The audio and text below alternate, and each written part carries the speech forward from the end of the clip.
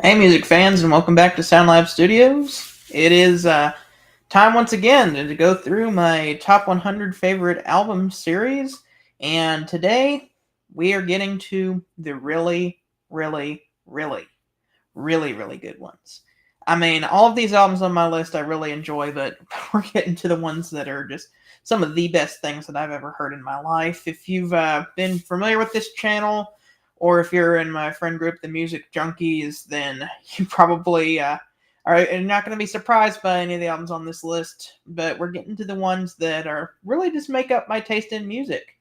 Really, the albums that I just really love to listen to over and over again, and uh, albums that I find myself returning to a lot. So if you haven't been here, this is my top 100 favorite albums. This is not a definitive list of what is my, or what I think, or no. Rephrase. This is not a list of what I feel are the greatest albums of all time. This is my own personal list. So you're going to see a lot of albums by the same artists on this list.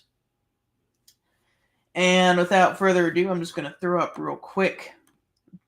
Yeah, I did the right one this time. If you scan that right there, it'll bring you to my home page so that you can subscribe to my channel, and you won't miss any more episodes. We're getting to my very favorite albums after this on the 20s and the 10s. They're coming up, leading up to my favorite album of all time. We'll see what that is. And let me say, it's probably not what you think it is. My favorite album of all time has changed recently.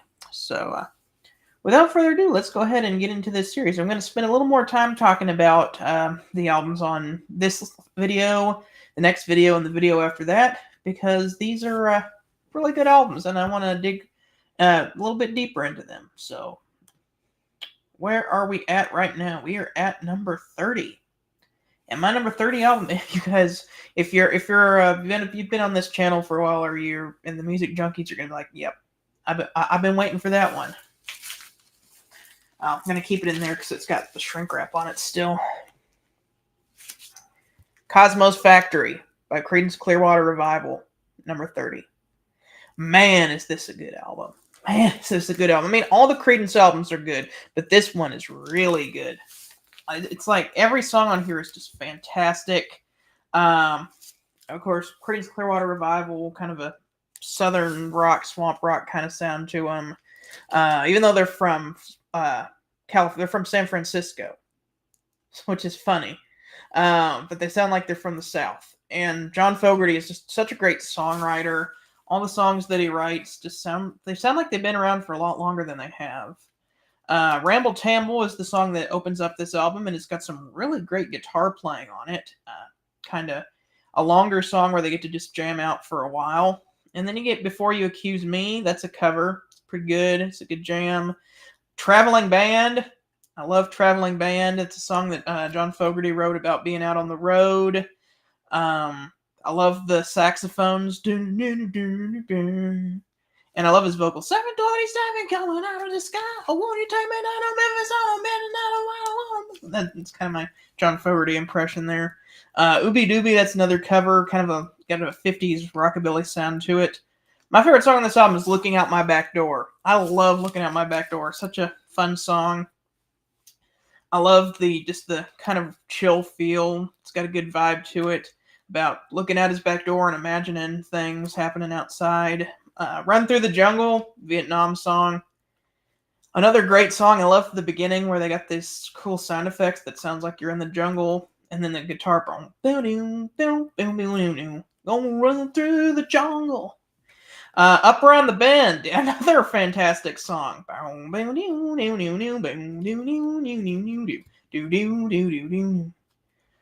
on, a rising wind, we're going up around the bend.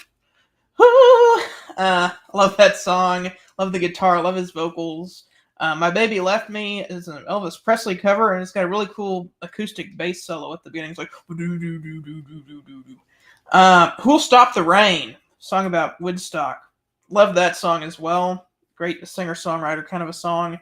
They got a killer cover. I heard it through the grapevine. It's 11 minutes long. Lots of great jamming on there. And then As Long as I Can See the Light. Great closing song. So, Creedence Clearwater Revival. Cosmo's Factory. Love this album to death. So good. Okay, now we are going to get to number 29, and if Nick is watching, it's your or one of your favorite bands, Nick. They're back. This is Tommy by The Who. This is a concept album, one of the earliest concept albums, one of the earliest rock operas, double album. Really cool presentation on this album. It's triple gatefold here.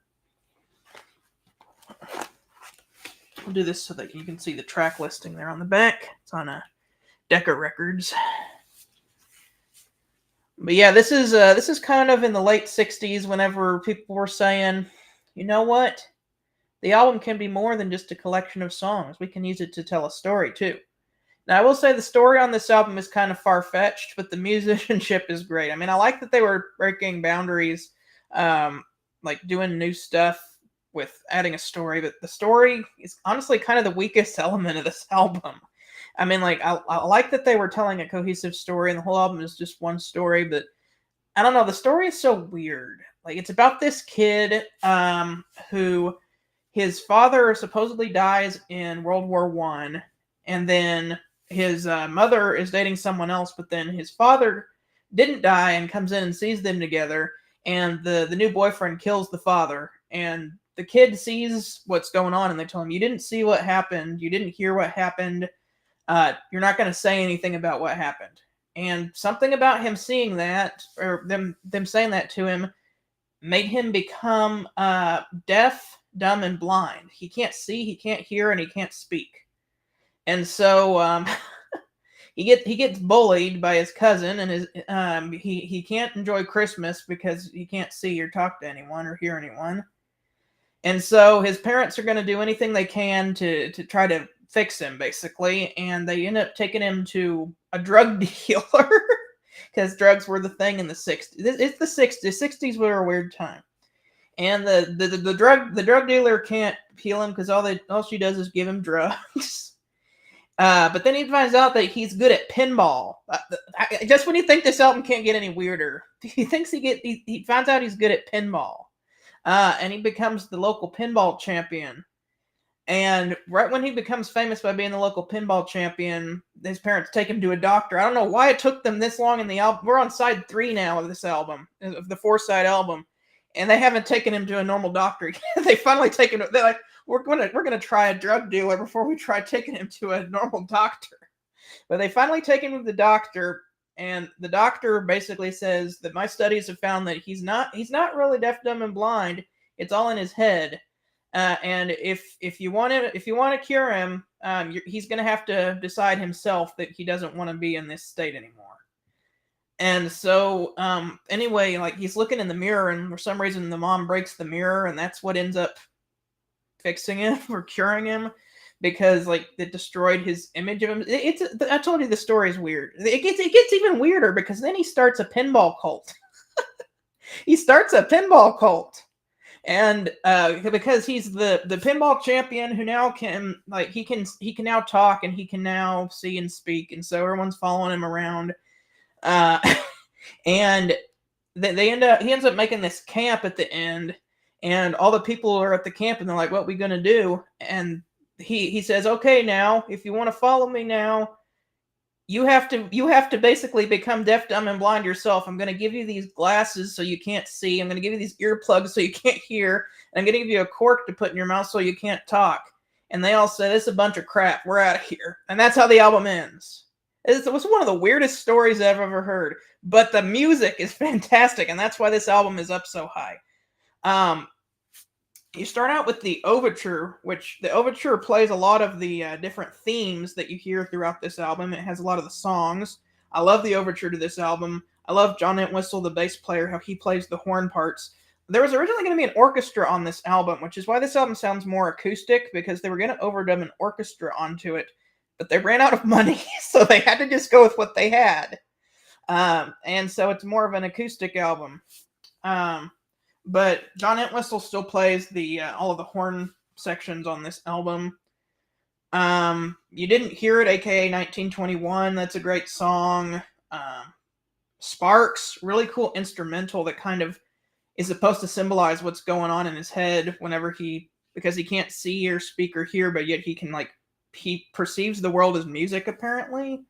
And like Sparks is kind of supposed to be what's going on in his head at the time. Cousin Kevin, written by the bass player, really dark song about an abusive cousin, but yeah, it's really a well written song. Underture is boring. I don't like Underture.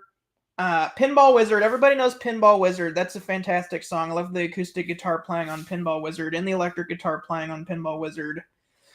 Great vocals, great rock vocals. Daltrey is one of the great rock singers.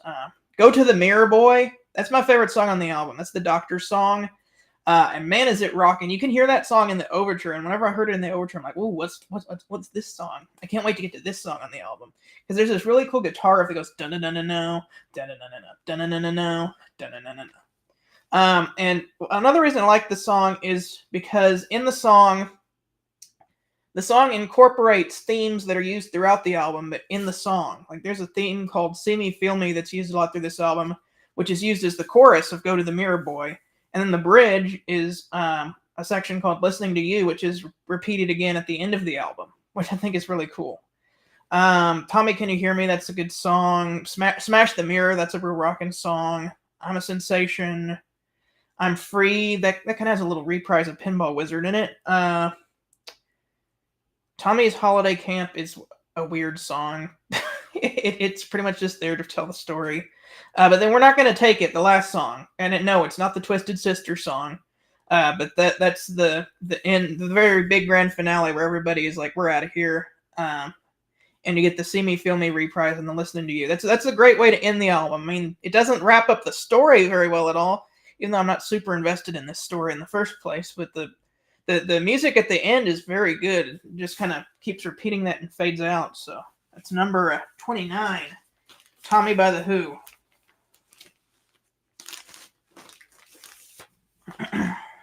Let's see if we got any comments here before we move on to the next one.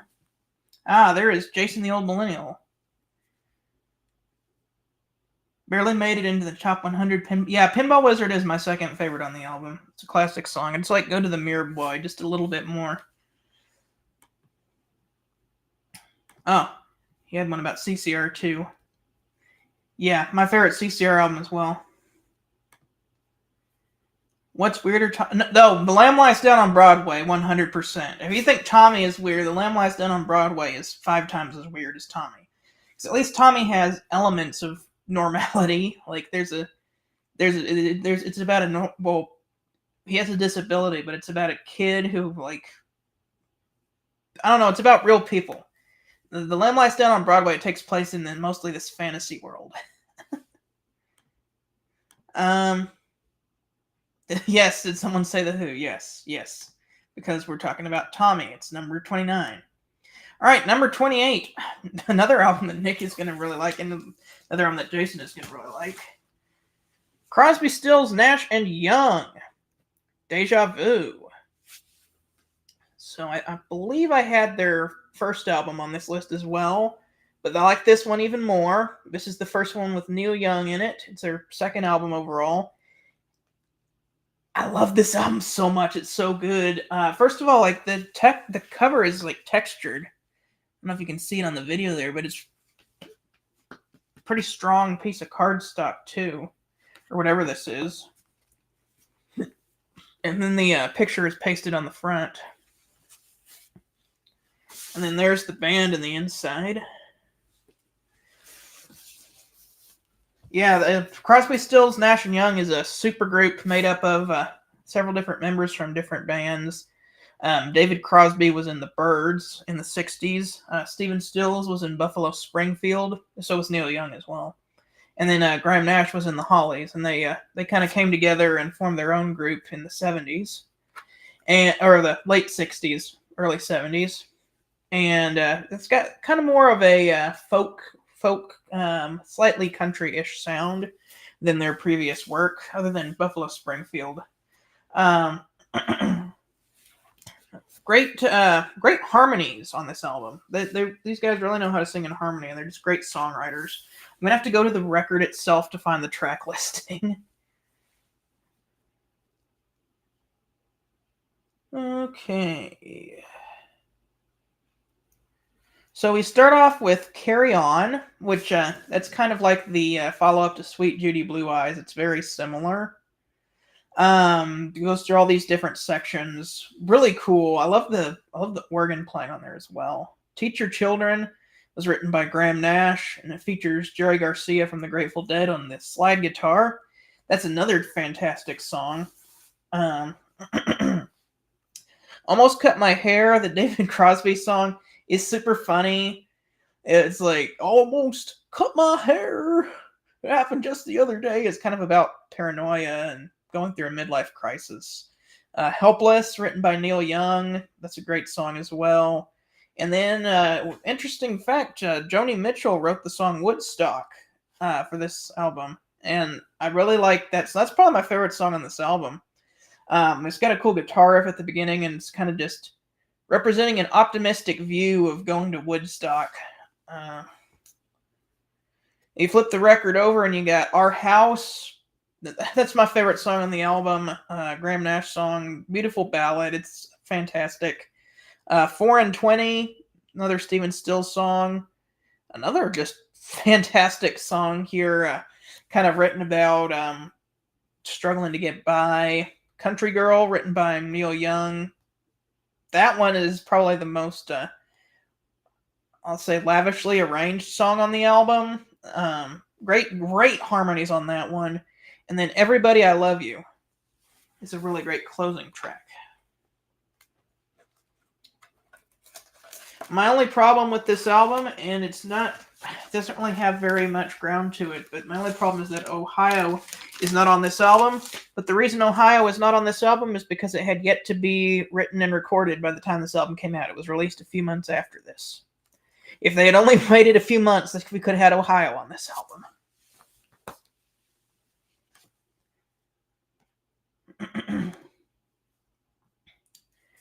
Number 25. Yeah, that's close. It's 28 on my list. I think Nick has a similar place on his list. Yes. That's another one that's going to be on all three of our lists, I'm fairly sure. Okay. Now, an album by a band that we've been talking about a lot here lately. Rumors by Fleetwood Mac. Rumors by Fleetwood Mac. This is one of the albums that kind of got me into finding or collecting records. I mean, I listened to this album because I knew a lot of the songs on it, and I really wanted to find a copy of it.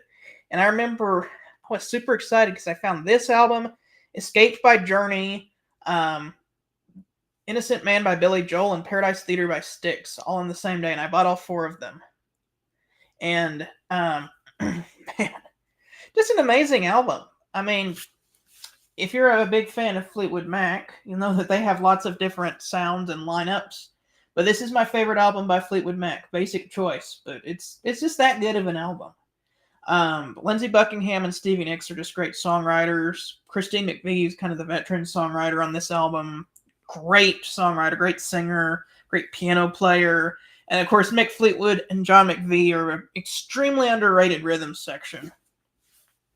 Secondhand News. I love how that starts the album with that kind of chugging acoustic guitar. Dreams has fantastic bass line, really great drum groove, great singing from Stevie Nicks. Never Going Back Again is probably the most difficult song to play on guitar on this album. Lindsey Buckingham just does that finger-picking thing that's super cool. Don't Stop, that's a great song. Duet with Christine McVie and Lindsey Buckingham, very catchy. Don't stop thinking about tomorrow. Go Your Own Way, man, another fantastic song. I love the guitar on that one. Great guitar solo. One of the most rockin' songs on the album. Songbird, written by Christine McVie. I love that song. I love the piano. Beautiful song. The Chain. Oh my gosh, another fantastic song. And I love the bass thing at the end. It's like dun, dun, dun, dun, dun, dun, dun. And then Lindsey Buckingham goes in. There's that cool guitar solo at the end. Chain, keep us together. And they're all kind of singing on this song. You Make Love and Fun, kind of a disco-inspired Christine McVie song. I really like that one. I Don't Want to Know. That's another great song. Oh Daddy, probably my least favorite song on the album, but still pretty good. And then Gold Dust Woman. I didn't really like that song for the longest time, but you know, it's starting to grow on me. But yeah, Rumors by Fleetwood Mac. Just a fantastic, fantastic album.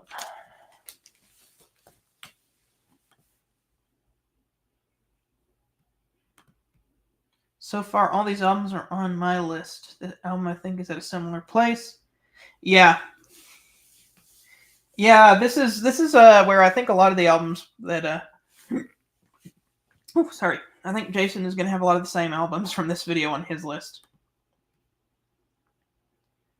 It didn't make Nick's list, but he says objectively it's a top 100. Yeah, that's why the video series that we're doing are our favorite albums, because we don't want to be objective about it. Okay. Number 26 is an album that I can't show the cover to because it's hanging up on my wall, so I'm going to have to get a placeholder instead. This is not the Eagles live album. It's Hotel California, but if you guys have been watching my channel, you might know that my Hotel California album is hanging up in my living room with the Hotel California neon sign right next to it, so I have to hold up the Eagles live instead. The first track on there is Hotel California, though. But Hotel California, whenever I first was going through all the Eagles albums, I didn't want that to be my favorite Eagles album. I thought, that's such a basic choice. I want my favorite one to be One of These Nights. But then I listened to the album and I was like, no, Hotel California is the best Eagles album. This is kind of where the band was reinventing themselves after Bernie Ledden, their guitar player, had left. They already had Don Felder on board from the last two albums, but they wanted to have a second guitar player, so they went with Joe Walsh, and man, does he fit the band very well. His guitar playing really elevates the level of this album, and I love whenever him and Don Felder trade licks because they're both top-notch guitar players. Normally in a band you have like the rhythm player and the lead player. No, these guys are both the lead players and they just take turns doing solos, and I love that about this album. Of course, it's the last album with Randy Meisner, the bass player, before he would leave, and that makes the album extra special. I really like his song on the album. But yeah, just fantastic country rock, and country rock mixed with hard rock. They're getting more into a hard rock sound on this album.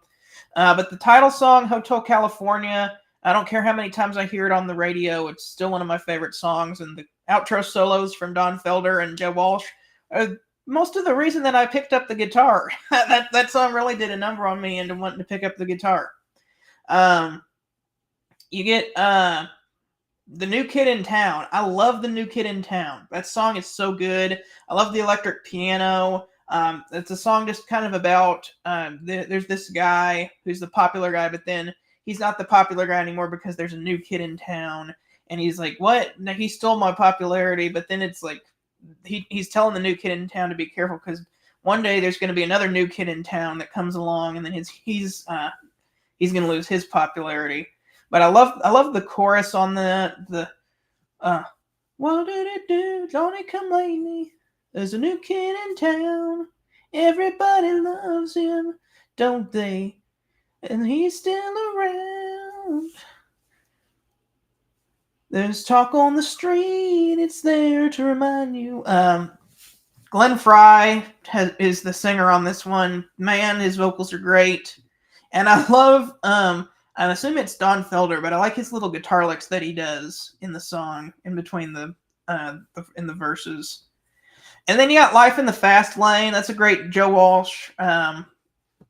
Or Joe Walsh does the guitar riff on that one. Don Henley's the one who's singing it. But it's a really rocking song. I love the Life in the Fast Lane. Wasted Time. Wasted Time is a beautiful piano ballad backed by an orchestra. It's one of the most underrated songs on the album. I don't hear a lot of people talk about Wasted Time, but it's one of my favorites on the album. The Wasted Time reprise is kind of, I mean, I would like it a lot better if it wasn't right after the Wasted Time actual song. Like, I know you gotta flip the record over to get to the Wasted Time reprise, but it's like, why not put that at the very end of the album? That would make it a lot more. Like, put it as the second to last track. You got the Wasted Time reprise, and then you have, the last song. What's the name of it? Last Resort. I'll get to that song in a minute. But then you got Victim of Love. Man, that's another really rocking song. I'm very sad, though, because Don Felder was supposed to sing it. I know he doesn't have the best voice, but Don Henley re-recorded the vocals over Don Felder's without even telling him, and that's kind of a jerk move. But I still really like the song. Really rocking. Great guitar playing. Great slide playing from Joe Walsh on this one. Try and Love Again. Try and Love Again is a great Randy Meisner song. It's his last one, and it's my second favorite Randy Meisner song after Take It to the Limit. Just really great. Really great. Nobody talks about that one. I like it. Randy Meisner has the highest voice. If you hear them do harmonies, and the really high one is always Randy Meisner. But I really like his more kind of nasal vocals. Just really good. Pretty Maids All in a Row is the song that's sung by Joe Walsh. I like that song. That one's really underrated. It's kind of more of a ballad. Joe Walsh only writes 2 songs for the Eagles. This one and In the City in the next album. But both of those are really good songs. And then The Last Resort. The Last Resort is kind of Don Henley's say about the 200th birthday of America. This album came out in 1976, which was 200 years after the founding of America, 1776. So it's kind of his thoughts about America turning 200 and kind of saying that we found a place that we thought was paradise, but we ended up ruining it. So if you go out and try to find another paradise, don't call it paradise because you're just going to end up ruining that place too. And interesting thoughts about the 200th birthday of America. But it's a great album. It's a really great album. I'm going to take a look in the comments now.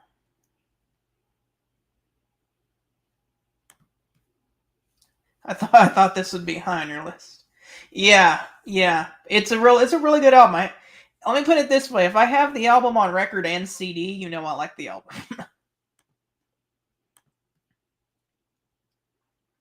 Nick. Okay, so Nick does like One of These Nights better. That's my second favorite Eagles album, is One of These Nights. Okay, now we're gonna get to Hotel California. That was the one, but we're gonna get to another album that I just absolutely love. Synchronicity by The Police. This is The Police's last album before they would break up. And man, did they save their best for last. This album is amazing. Right down to the artwork. This album you can get in different cover variations. This one has Andy Summers on the top. No, sorry, that's Stuart Copeland. And I was looking at Andy Summers here in the middle, and I thought Andy Summers.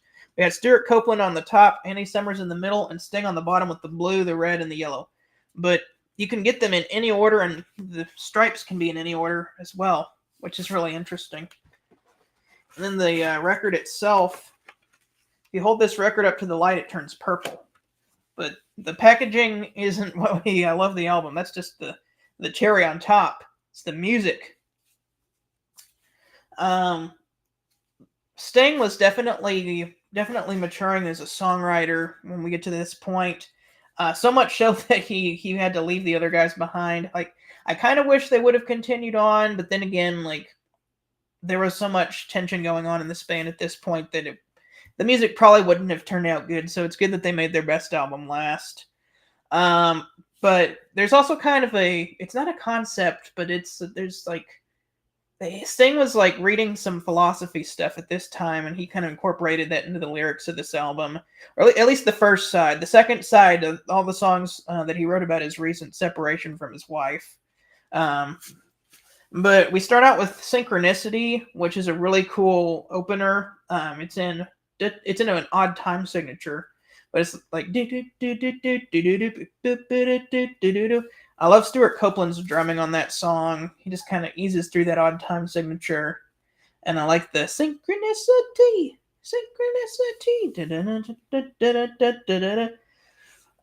Walking in Your Footsteps is a very interesting song about the dinosaurs going extinct, and how Sting kind of is warning humanity, like, hey, like, be careful playing with atomic bombs and nuclear weapons because you don't want to end up like the dinosaurs. Okay, I will say that there is one song on this album that just absolutely sucks, and that's Mother. The rest of this album is top notch, but Mother is awful. Um, I always skip that song. I never even listened to it, so I'm not even going to talk about it. But I'm just going to say that song is terrible. The rest of the album's amazing, though. Miss Grodenko is written by Stuart Copeland. It's kind of a humorous song about people trying to start a relationship in a communist regime. So you could tell how that would go. Synchronicity 2. That's another one of the best songs on this album. It's a really rocking song. Kind of about how a dad's anger is connected to the Loch Ness Monster or something like that. But man, the guitar playing from Andy Summers and the drumming from Stuart Copeland and Sting's vocals and bass playing. Synchronicity 2 is just such a fantastic song. And then the second, oh my gosh, the second side of this album is just absolutely perfect. You got Every Breath You Take, which is a fantastic song. I love the guitar riff that Andy Summers does. Dun, dun, dun, dun, dun, dun, dun, dun, dun, dun. It sounds like a sweet love ballad, but then when you look at the lyrics, it's actually a creepy stalker song. But it's a really great song. I love the bridge section. This. There you go. I've been lost without a trace. A dreaming night, I can only see your face. I look around, but it's you I can't replace. I feel so cold and I long for your again. That just got stuck in my head. But that's a great song. My favorite song on this album is "King of Pain." "King of Pain" is on another level. That is one of the best songs. Pretty much every song on the second side is one of the best songs that I've ever heard in my life. "King of Pain." He's talking about his breakup with his wife and using just like these beautiful poetic phrases to kind of describe how he's feeling. Like there's a little black spot on the sun, and it's like I've tried to end this reign, like his reign as the king, but it's my destiny to be the king of pain. It's like I'm trying to get out of my loneliness, but I can't. I'm just destined to be lonely. That's such a sad song, but man, it's so good. And if you're down, like this song really just helps you out. I love the piano and there's a xylophone at the beginning. I love that about it. But I love the frantic guitar sound in the middle that Andy Summers gets by using a delay pedal. And then we get to my second favorite song on the album, "Wrapped Around Your Finger." Oh my gosh, another amazing song. I love the music video where Sting is just like jumping around in a field full of candles and knocking them down in slow motion. I love that music video. But the song, wow, is it great? It's kind of about like it's kind of based on the Sorcerer's Apprentice and how like there's like a master and a learner, but then the learner becomes the master at the end. But it's kind of a metaphor for Sting's breakup with his wife. How like it's very sinister. But it's like you think you're in control, but I'm in control. Like that song and "Every Breath You Take" are just really just show where Sting's mind was at when he was making this album. Like he was super depressed about the breakup at that time, and honestly, it was like he had some sinister thoughts as well, which he later on goes to show that he didn't like having those thoughts because he wrote "If You Love Somebody, Set Them Free" on his solo album. But man, is this song just amazing or what? The bass and the percussion sounds, and I love all the literary references in here too. Like, you consider me a young apprentice caught between the Scylla and Charybdis. Who puts lyrics like that in a song? I can't think of any other song that has those lyrics. Like, I will turn your face to alabaster when you find your servant is your master. Like, who writes lyrics like that other than Sting? Who writes lyrics like that other than Sting? So amazing. And then Tea in the Sahara. Tea in the Sahara is the last song on this album. And the bass. The bass on that song is so good. This is also one of the best sounding albums in my collection. Just the sound of this album is just top notch. The bass just kind of shakes the speakers in the room whenever I play it. And Andy's ambient guitar. It's kind of a more slower song, but man, great album. I just love this album so much. Other than Mother, that song can go die in a hole. The rest of the album is amazing.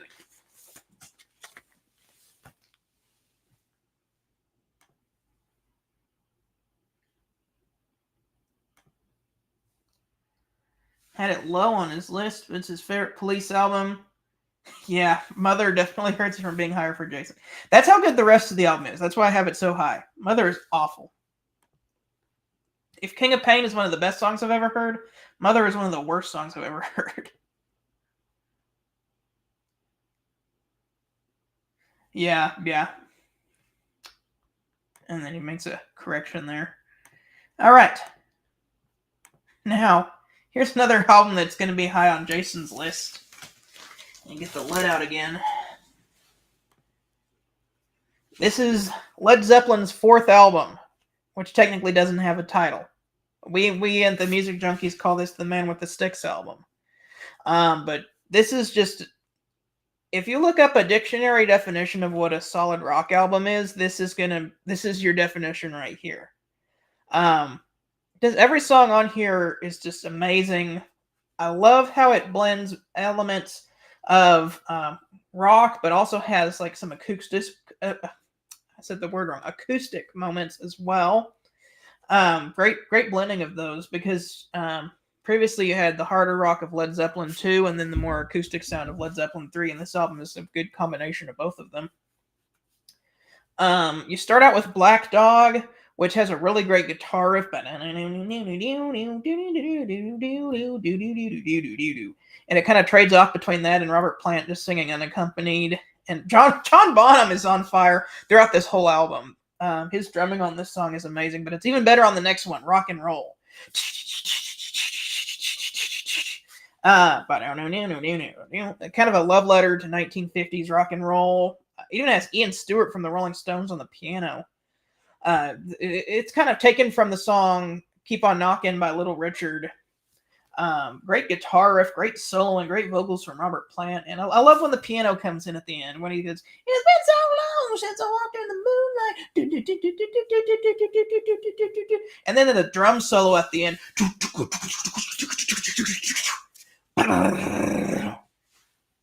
Amazing.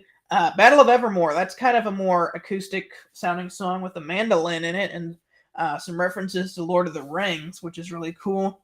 And then you got the big song on here, Stairway to Heaven, 8 minutes of epicness. It starts out as just a ballad, but then as it goes on, it just gets, it just gradually kind of speeds up between tempos. And then John Bonham, when he enters, the drums are just fantastic.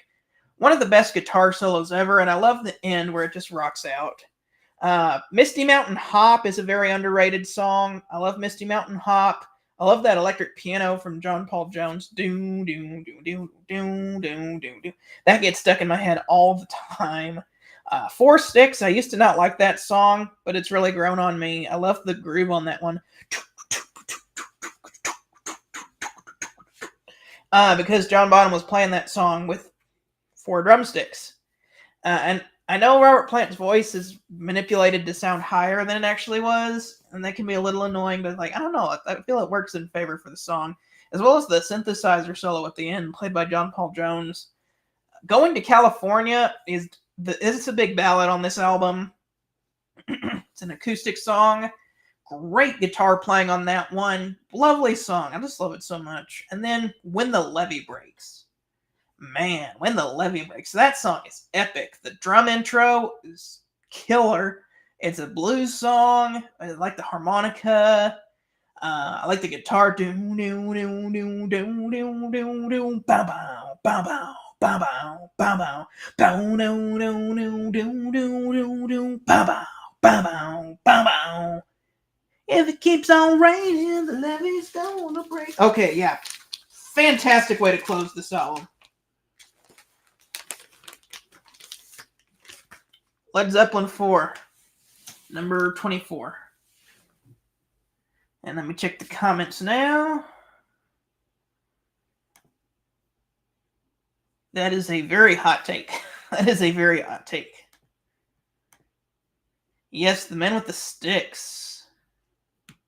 Yeah, Stairway to Heaven, man. That's just on another level. It's just mind-blowing stuff right there.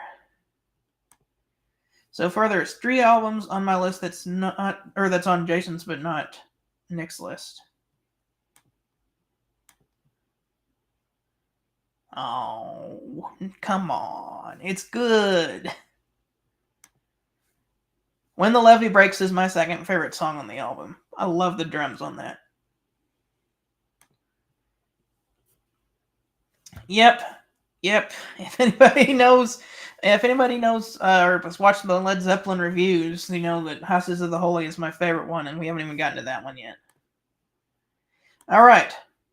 Number 23, another album that I just love so much, and that's The Cars. Their 1978 debut album. Practically perfect debut album. I mean, man, this is one of the albums that helped launch New Wave. There's not a whole lot that really sounded like this whenever it came out. Big use of the synthesizer on this album, but it's kind of blending elements of what would be New Wave in the 80s with traditional rock sounds. Of course, the lead singers, Ben Orr and Ric Ocasek, are both fantastic singers. Keyboard player is amazing. Greg Hawkes, I think is his name. Elliot Easton, the guitar player, super underrated, really great melodic guitar player. It starts out with Let the Good Times Roll. Man, that's a killer intro. I love the guitar at the beginning. Let the good times roll. Let them knock you around. That's another thing, is that Ric Ocasek has such a distinct voice. And it kind of makes me laugh sometimes listening to these songs, because the way he sings them is like, let them knock you around. Like, that's how he sings. But I think it's really cool, though. It works for the style of music they're going for. Very unique. It's a very unique sound these guys have to them. My Best Friend's Girl, another fantastic song. Lots of just fantastic riffs and memorable hooks on this album. Dun dun dun dun dun dun dun dun dun dun dun dun dun. That's gonna get stuck in your head. She's my best friend's girl, but she used to be mine. And then the guitar solo is just like a straight up rockabilly solo in a new wave pop song. Like, it should not work as well as it does, but it works so well. Just What I Needed. That song is killer. That's probably my favorite song on the album. I love the intro where it's like the dun dun dun dun dun dun ba ba ba ba ba ba ba ba. I don't mind you coming here, wasting all my time. That's the one that's sung by the bass player Benjamin Orr. Chorus is killer. I think you're just what I needed, just what I needed. And the guitar solo. This is one of the most underrated guitar solos, and Just What I Needed. It's one of my favorite guitar solos of all time. It just perfect note choices. Perfect note choices over the chord changes. And I love the third verse whenever the drums start playing on the offbeat. I love that. They switch it up. Like usually he drums on 2 and 4, but he starts drumming on 1. He puts the emphasis on 1 and 3 in the last verse. Works super well. I'm in Touch with Your World. I used to think that this song was just awful, but now I love it. It's such a weird song, but it works so well for the Cars. It's got a lot of sound effects and weird guitar noises and weird synthesizer noises, but it just works so well for them. I love whenever he says, like, everything is science fiction, and there's like a sound like woo, like a ray gun or something. And I love the guitar when it goes dum, dum, dum, dum.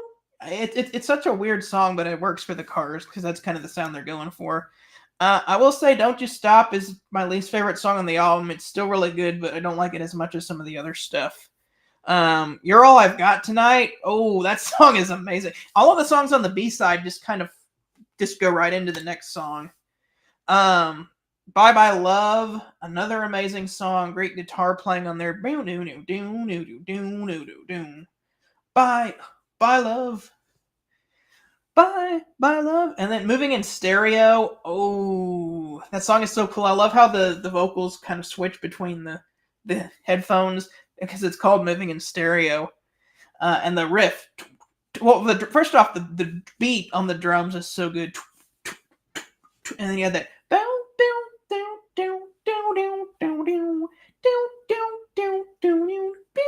And then this song has like the best transition ever to All Mixed Up, which is super cool. I love the saxophone. There's saxophone on All Mixed Up. It's a super underrated song, All Mixed Up. You got to listen to them back to back. Actually, You got to listen to the whole B side to this album together because no, the whole album. Just listen to the whole album. You got to listen to the whole album. It's best listened to as a whole. Fantastic album. 23, The Cars by The Cars.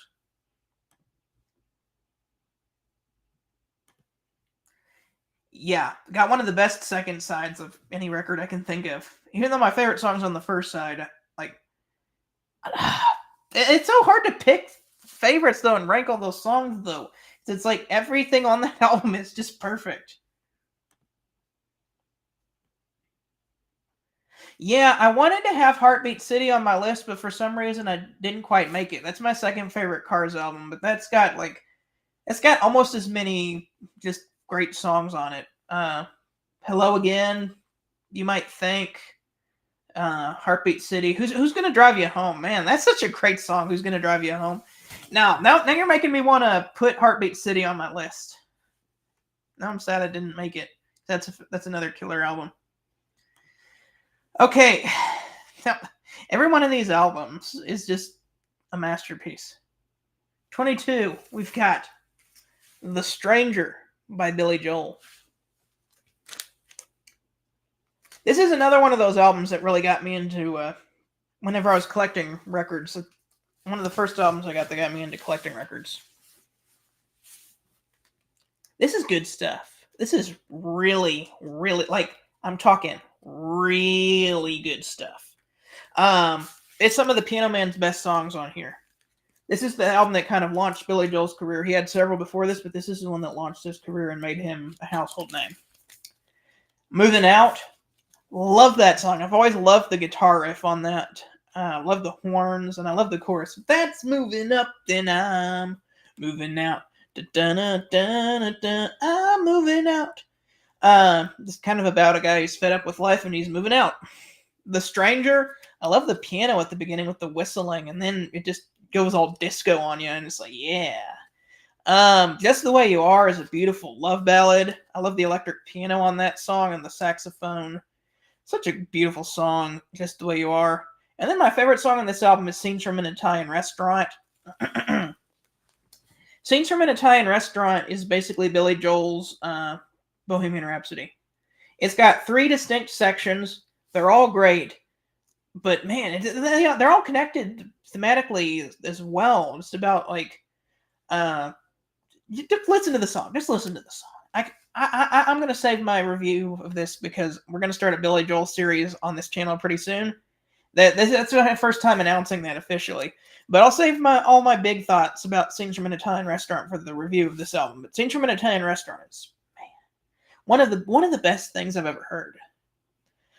Vienna, love Vienna. I love the piano and the accordion on that one. Only the Good Die Young is on here as well. She's Always a Woman. That's another beautiful song. Even though the lyrics are a little loaded, it's like it sounds like a beautiful love song, but then the lyrics have a little bit of an edge to them.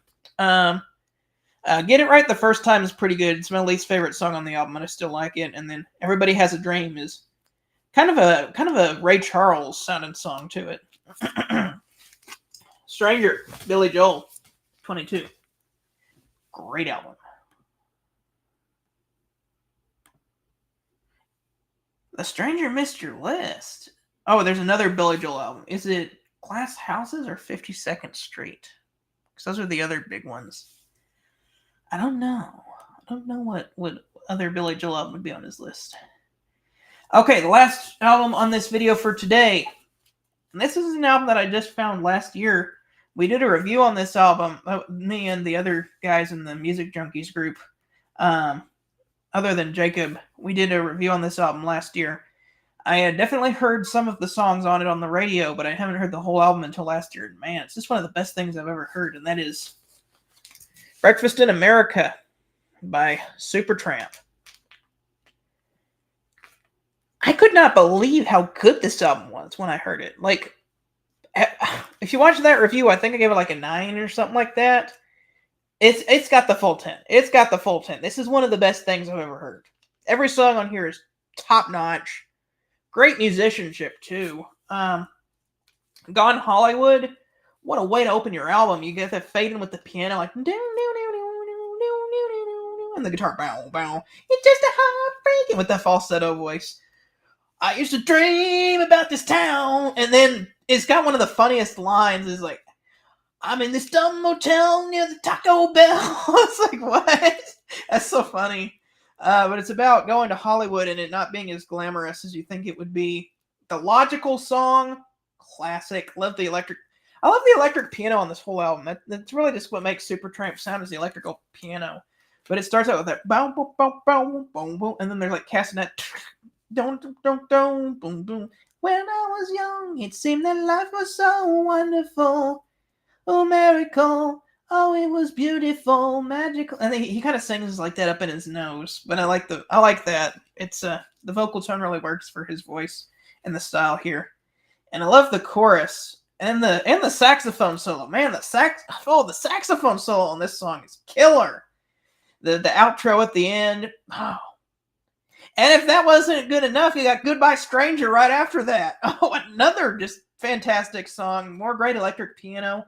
It's an early morning yesterday. I was up before the dawn. I really have enjoyed my stay, but I must be moving on. And then the guitar comes in, like a king without castle, a slave without a chain. It's just like, man, this is a great song. But then it kind of calms down a bit for the chorus, and you get the falsetto vocals. Goodbye, stranger. It's been nice. Hope you find your paradise. Oh man, so good. And then the harmonies come in. Try to see your point of view. And then he's singing like sweet devotion. Set me free. Underneath that, it's like there's like three really cool vocal lines going on at the same time here. And then the outro guitar solo on this song is killer. Man, love that. Breakfast in America. You got Breakfast in America after that. Take a look at my girlfriend. She's the only one I got. Boom, boom, boom. And then there's like horns on here, like a tuba. It's like, man. Oh Darling, that's another really good song. I didn't like it as much when I first heard it, but it's that one really grew on me. I like the electric piano on that one as well. You got Take the Long Way Home after that. I love Take the Long Way Home. It's got some harmonica at the beginning, but the chorus is just going to get stuck in your head. You take the long way home. You take the long way home. Lord Is It Mine? That's another really underrated song. That's fantastic. Great piano on that one as well. It's a ballad. Just Another Nervous Wreck. Another fantastic song. That one's more of a rockin' song. Casual Conversations brings it down a notch. Kind of a more slower song that's about the internal arguments that were going on in this band at the time. And then Child of Vision. Child of Vision, man, starts out with the electric piano. There's like strings in the background. But when you get to the end of this song, it's got one of the best piano solos ever. Like the piano playing on Child of Vision, oh my gosh. Love it so much. Such an epic way to end this album. And like I said, the piano solo, so good. Perfect album. If this is number 21, just wait till you see what's above this. Oh, I can't say because it's not till the next video, but basically everything above here is like the best of the best. All right, let me check the comments.